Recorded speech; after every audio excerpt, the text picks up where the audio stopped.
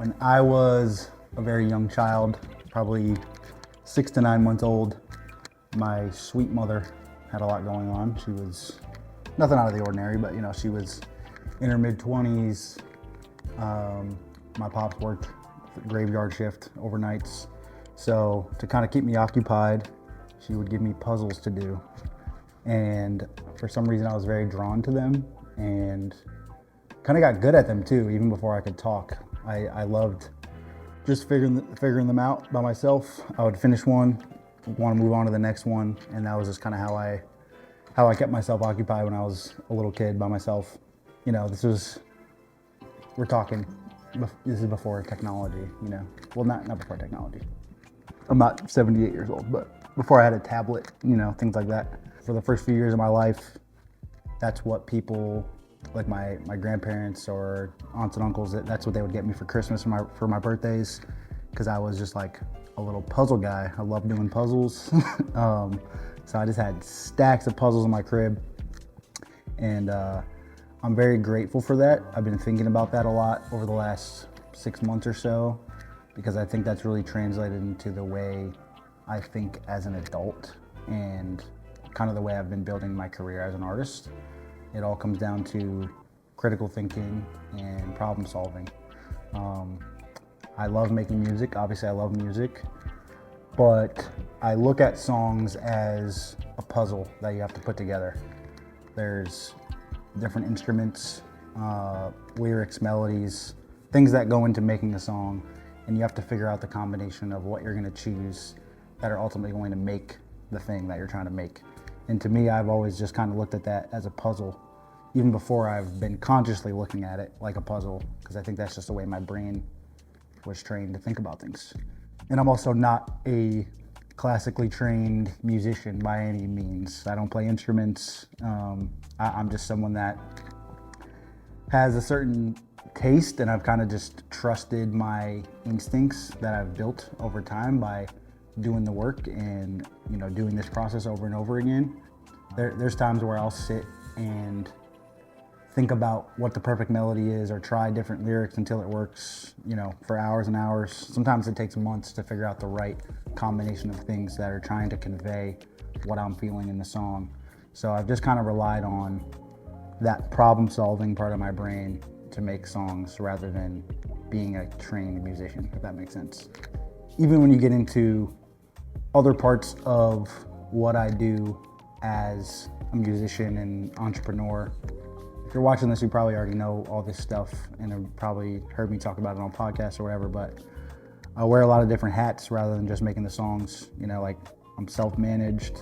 I've done tour managing for other artists. I've done a bunch of DIY touring in terms of, wearing like the booking agent hat for myself and for others, create and design all my own merch. There's just a lot of things that, these would all be kind of individual jobs in like an artist team, and I've chosen to just tackle all of them first out of necessity because I didn't have money to hire anybody else or have any of the relationships. But at this point, I really learned to enjoy each one of those roles, whether it's for myself or for somebody else, because it goes back to that same kind of piece of my brain. It's just like a different type of puzzle, different type of problem that I need to solve. Especially like putting together a tour just off this laptop right here, pretty much. It's a huge logistics and geographical puzzle that you have to put together. Like you're traveling around, you got to figure out places to stay, how long it takes to get to each place, communicating with promoters, the venues, the production manager, different local openers, or whatever, so, and it seems like a lot of work, and it is, and most artists don't want to do that, which I don't blame them, because it is hard work, but I love doing that puzzle. And I think that's something I've realized recently is like, I just look at all these things as little puzzles that I got to put together, and I find a lot of enjoyment in the finish line and figuring it out and seeing the completed the completed image, the completed task. So all that to say, that's kind of the concept of this next album that I'm about to put out. It's called Jigsaw, and it's something that I feel really aligned with.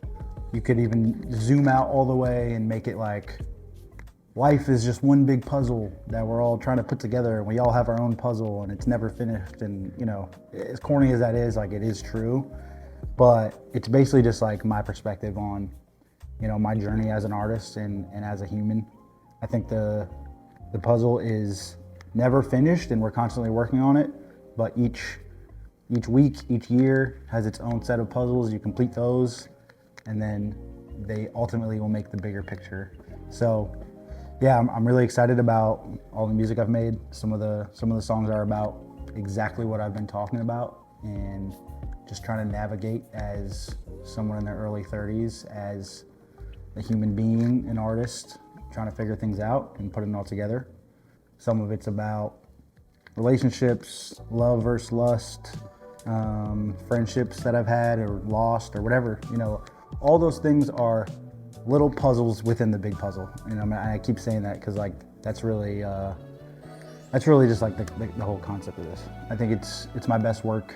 Productions from Shamrock, who is a great keyboard player. I do a lot of live stuff with him. He's co-produced a lot of these with me. Dylan Height, guitarist, also co-producer for the last few years.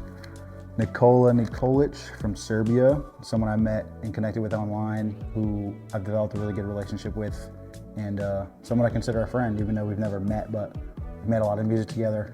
He's got a couple on here. And then most recently, my homie from the Philippines, he goes by Smickant, and he's been sending me a bunch of vibes. We've made a ton of stuff. So it's been cool to also put that puzzle together and work with a bunch of different people that kind of fill in the gaps and help, you know, kind of strengthen my weaknesses and make things go smoother.